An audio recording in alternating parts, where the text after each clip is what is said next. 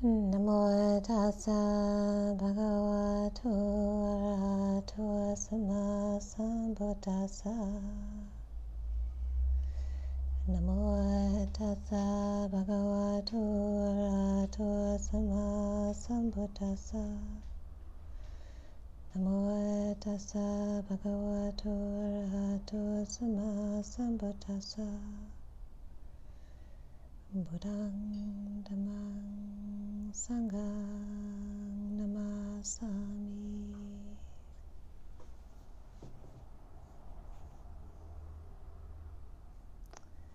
Hello, I'm talking from a friend's house in Boston, and I was in Santa Rosa and had to evacuate from Santa Rosa with my 87-year-old mom and her dog, Lacey, because of the fires.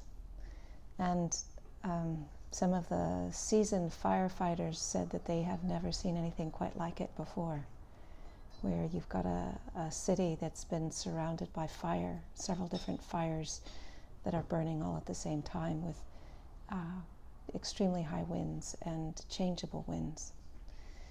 And so in a period of 2 days, 40,000 people had to evacuate. And the last I heard, and I don't think it's accurate, over 1,500, maybe 2,000 structures were burned. And so there's neighborhoods that look like they've just been bombed, they've just been turned to rubble. And so you've got really a crisis situation of quite enormous proportions, hard to wrap your mind around it. And so what I wanted to talk about today is living in the apocalypse. You know, what happens when we're living in the apocalypse, when things are changing at such a rapid rate, and there's an enormous destruction. And how do we do that? How can we do that? What can we do? What are the right ways of practicing within that? And so, you know, the first things first is just the very basic needs of trying to see that you are in a safe space, that your closest loved ones are in a safe space. You know, making sure mom was out of the place, and that took a whole team effort. You know, my cell phone was knocked out. The Verizon tower was not working, and so she couldn't reach me. So she called another friend, who called another friend, who went at 3:45 in the morning to get her out of her place and bring her to a place that was temporarily safe. So the first step is safety on the most fundamental and basic level. And then you know, for us in the fire, it was constantly changing. What was safe was a shifting landscape, and we were needing to be updated regularly as to what was safe, what wasn't safe, what was mandatory evacuation zones, what was advisory evacuation zones, how close the fires were. And to check in with our people, the community, just to see the numbers of friends that were close by, to see that they had what they needed. And one of the things that's just so beautiful about crisis, one of the things that's extraordinary, the blessing of living in the apocalypse, is the way people step up and start enacting in ways that are noble and kind and generous, and putting other people's needs ahead of their own habits or preoccupations. And you know, people who normally are private or protective of their space open up the doors and welcome in whoever needs to come into their home. People who are normally self-preoccupied, stepping up, making breakfast. Somebody was at a shelter or at a church, and across the street were a couple of homeless people who were fighting, and one of them said to the other, "We've got to stop fighting, there's a fire here, we've got to help people," you know. So the level of suffering is so intense that it catapults people out of their normal habitual patterns. So this is one of the ways in which there's a tremendous blessing that comes from this magnitude of destruction. It pops people into a level of perspective that isn't a common and ordinary one. And yet, just the simple things are important to take care of. So when Mom and I were staying in Milpitas with Lacey, it took her a couple of days just for her to resume normal biological functions of excreting. And I think that that's part of what we need to take into account, is that the level of stress, the disorganization, the being in unfamiliar environments, the movement, the smoke, the not knowing, it impacts us on our physiological levels. And the simple things that we need to do is just to take care that we're eating and drinking and excreting, and to have just an enormous amount of kindness when it's all dysregulated, when we're not thinking straight, where we can't plan, where we leave things behind, where we said we would do something and just the very next instant don't manage to do it. A friend asked me to blind copy in an email, and the very next time I sent out an email, I forgot. I didn't do it. And so it's just there needs to be some slack, a kind of amnesty, both for ourselves and for each other, the kind of irritability and crabbiness and the utter lack of perfection of ourselves and each other as we bumble along trying to navigate the best that we can. So there's basic needs for ourselves and for the ones that are closest to us, and then there's opening up the resource centers, the refuge centers, the sanctuaries for people, and letting the ordinary ways in which we divide fall apart, the ways in which we protect ourselves and distance ourselves from others, the ways in which we other people. So another one of the tremendous blessings of living in the apocalypse is the way those things fall apart. And part of the reason why they fall apart is because on the basic level of basic needs, everybody, no matter what their skin color or their orientation or whether their immigrant status or their gender or their role or their economic status, everybody needs to eat, everybody needs to use the toilet, everyone needs to drink water that's not polluted, everyone needs to breathe air that's not full of toxic smoke and toxic chemicals. There isn't anybody that has special priority of having the need for food and water and shelter and clothing and sleep more than any other person. And so in a time like this, where there's such an enormous leveling, people who are wealthy and people who are poor, they're all in the same shelter, needing to sleep, needing to eat, needing to drink, needing to somehow wrap their minds around what was the next step. And so anything that takes us out of the habits that we have of isolating ourselves and separating ourselves out, of determining who's good and who's not good and who's worthy and who's not worthy of food, when those things start to crumble, that's a huge blessing. So the spiritual teachings worldwide have talked about, Buddhist teachings have spoken about the impermanent nature of all conditioned phenomena. And many of us live our lives like, yeah, but, I've got all these things to do, or, yeah, but I like my, hot coffee in the morning and croissant, and yeah, but, I'm really attached to my house.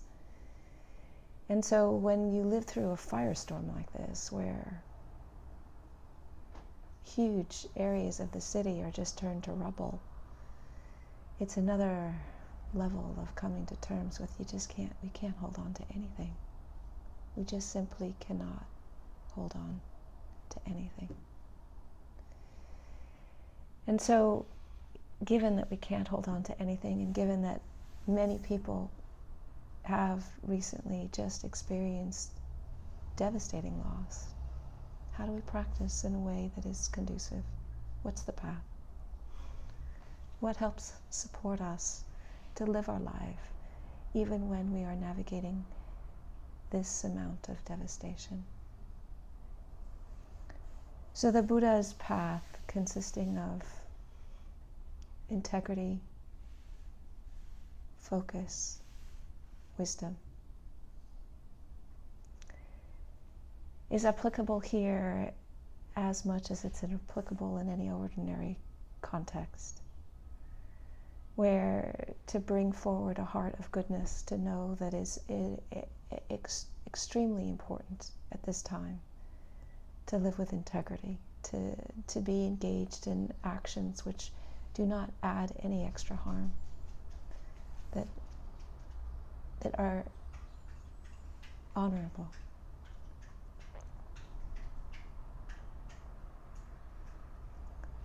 For each of us, what integrity looks like might have slightly different shapes or containers.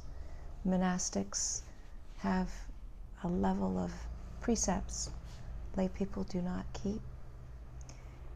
And yet, each of us has an opportunity to step up and to live with integrity, to live with care, to make sure that we can not engage in harming, not engage in taking things that are not ours, not engage in unwise relationship with our sensuality and our sexuality. Be careful of the way that we speak.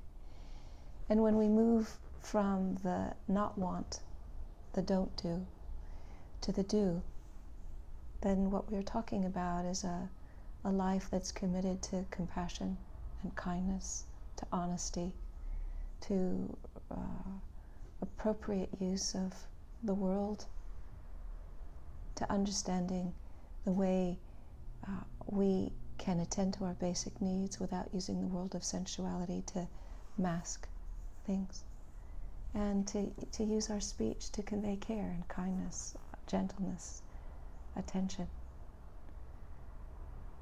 I was speaking to some people who lost their homes and they were in a shelter trying to figure out what was what and next steps, and they said it was extraordinary, just the level of care.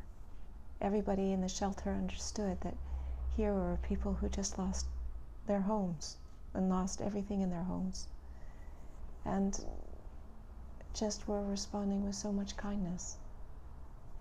When tears came, they brought forward tissues. They offered a reassuring gesture of comfort.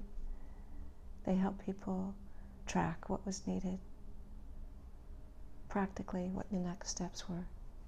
They were cognizant of the fact that people were upset. It was hard for them to think straight, hard for them to orient and follow directions. So in the apocalypse, we don't take things for granted. We bring forward an unimaginable amount of care and kindness because we understand there's very few other things that have value, real value, lasting value, than showing up in a way where you can just meet what's arising. You know, I was talking with my friend who's a clinical psychologist, and she was saying it's too big to wrap your mind around. It's too hard to actually come to terms with. And so really what is needed is just this gentle touching the pain and coming back to the acts of courage, the acts of kindness, the acts of generosity that are present, so that our nervous systems can relax and to begin to regulate. We can touch what needs to be touched but not get absorbed into it. And we can keep ourselves nourished by focusing on the acts of courage and the acts of generosity that are happening here. And all over the city are extraordinary acts, small and medium and large acts of kindness. You know, people just buying boxes of masks and leaving them out on their front lawn with the signs of free masks, and posting them on Nextdoor websites saying this was available and sharing information about how to stay protected and make air filters and protect the houses and take care of each other, the kinds of medicines that are needed, the kinds of things that we need to do to stay healthy and in the midst of this kind of disruption. Neighbors looking after neighbors' animals, welcoming in friends when ordinarily they keep their houses to themselves. Just integrity, care, kindness, and generosity. When we speak about focus, what's really helpful is to keep it in context. The kind of moment-to-moment precision of mindfulness really needs to be contextualized here. That just, what can we focus on right now? How can we focus in a way that brings more ease to our system? What can we do that brings us the needs that we need to take care of for ourselves and for those around us? And so the big, huge pictures then become really the next steps. What can we do with this next minute, next 5 minutes, this next hour, this next day? How can we focus our attention so that we make sure that we are moving gently back and forth between this soft caring and the soothing, when we focus on the acts of kindness that we are experiencing, that we see around us, and just trying to touch the magnitude of the loss that we have experienced or that our friends have experienced.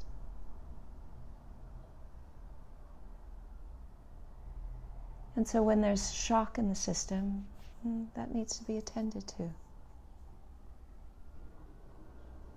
We need to release that from our biochemistry. We need to feel it in our bodies. Our bodies need to come back into feeling rather than numbness.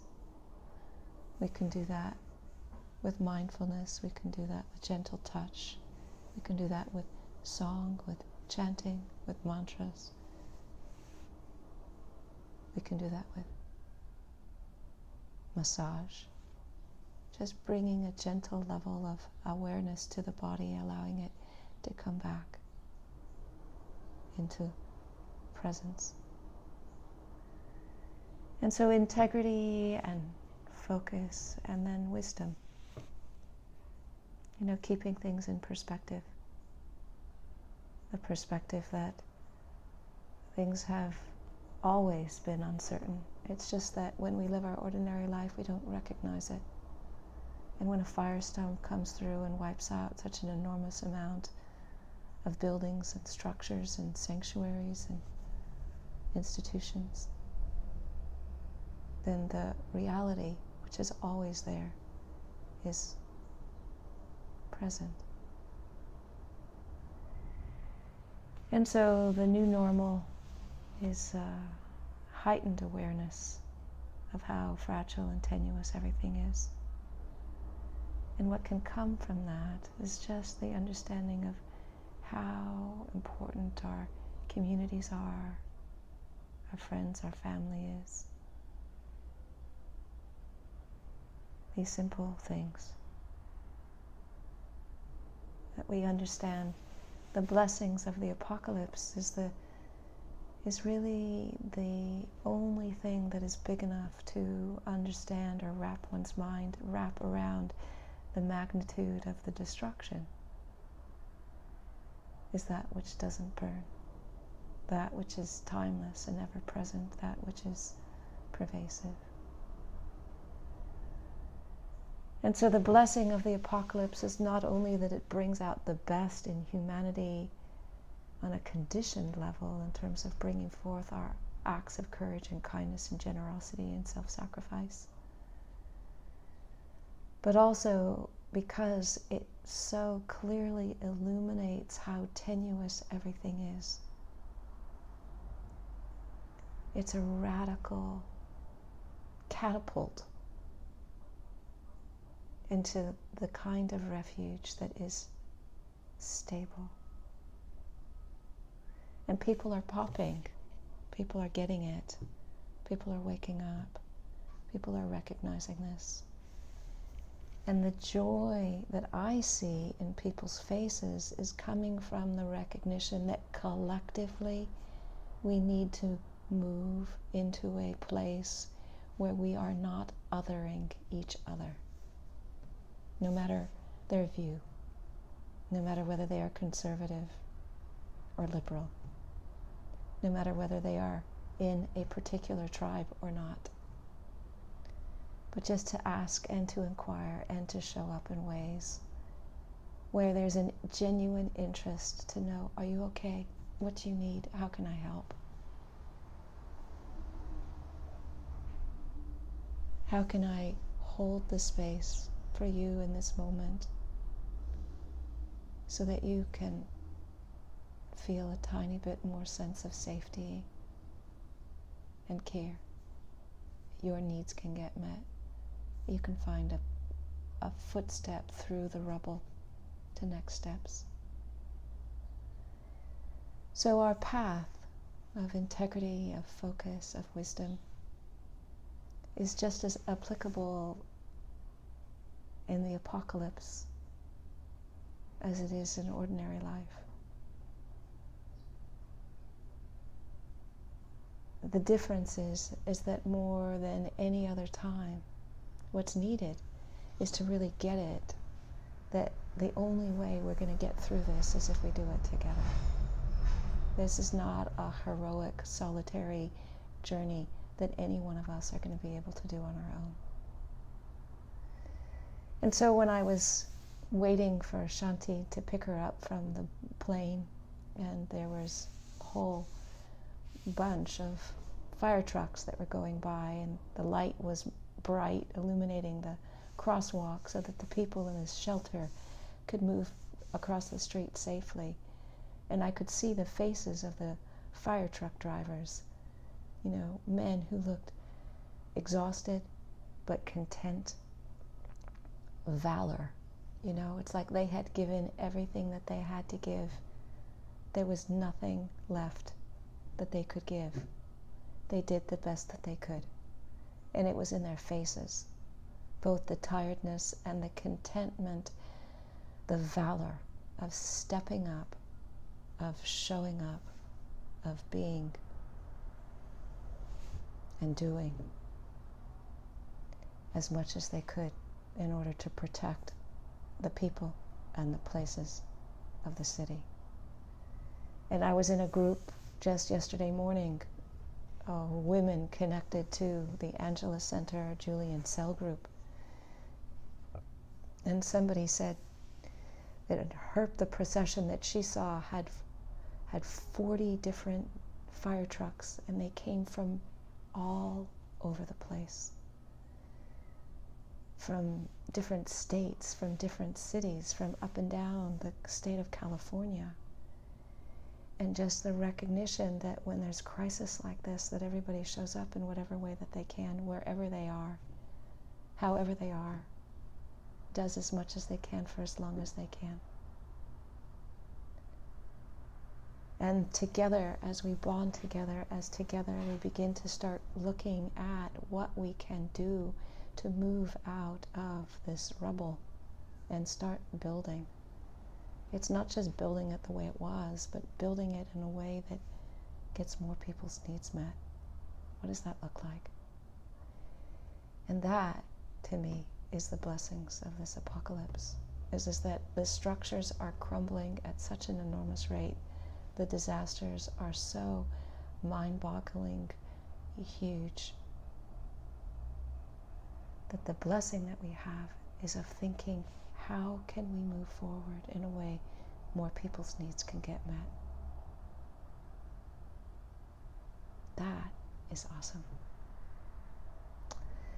So if you are with a few other people, I would invite you now to just take some time by yourself and think about what's needed as next steps, what you can do yourself.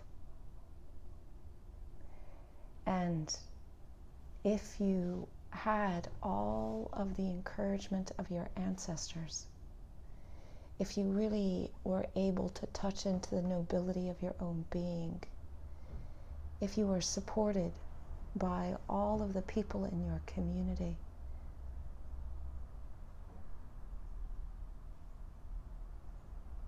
what thing could you imagine would be a way forward? And what is one step towards that? So I leave this here for your reflection. And may we all be well.